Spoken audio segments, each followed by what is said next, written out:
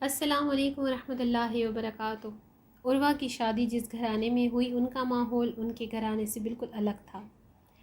عرف عام کی طرح اسے بھی ہر طرح کی نصیحتیں کر کے سسرال روانہ کر دیا گیا۔ وہ بیاہ کر آئی گئی، نئے ماحول میں ایڈجسٹ کرنے کی کوشش کرنے لگی، لیکن ایک بات جو اس نے محسوس کی وہ قابل برداشت ہرگز نہیں تھی۔ اس کے سسرالی رشتہ دار کی نیت اور نظر دونوں خراب تھیں۔ ایک ہی گھر میں رہنا سہنا روز کا سامنا۔ بڈھا بہانے سے اسے چھونے کی کوشش کرتا، زو معنی باتیں کرتا۔ عروہ نے فوراً اپنے شوہر کو بتایا، لیکن اس نام نہاد مرد نے اسے ہی غلط ٹھہرا کر خاموش رہنے کو کہا۔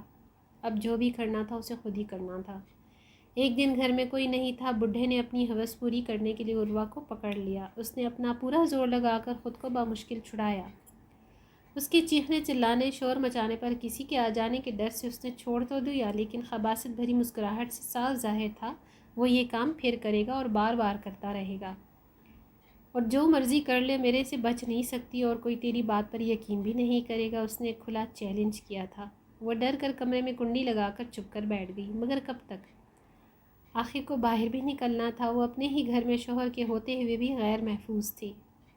شوہر نام نہاد کہیں کا، بیوی کی حفاظت بھی نہیں کر سکتا، زنانہ کہیں کا۔ اور وہ بڈھا، وہ زانی ٹھرکی بڈھا، اس کی ہمت کیسے ہوئی مجھ پر بری نظر ڈالنے کی؟ اس کا خون کھول رہا تھا۔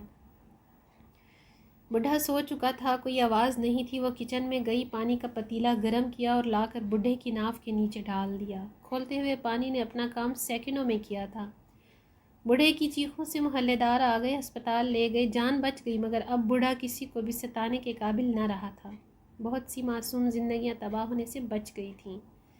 بعد کی ساری زندگی عروہ نے پورے اطمینان اور عزت سے گزاری۔ ہمارے ہر مسئلے کا حل ہمارے ارد گرد ہی ہوتا ہے، بس اپنی بوکھلاہٹ اور بزدلی میں ہم اسے عمل میں نہیں لاتے۔